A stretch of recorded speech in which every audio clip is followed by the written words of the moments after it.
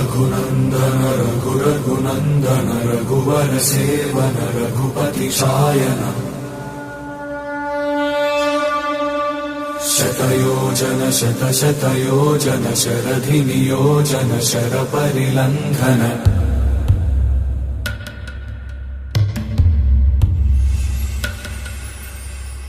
रघुनन्दन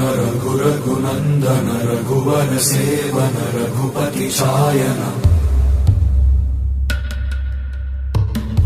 शतयोजन शतशतयोजन शरधि नियोजन शरपरिलङ्घनने हरिभाजन हरिभाजन हरिमदभाजन दशमुख कम्पण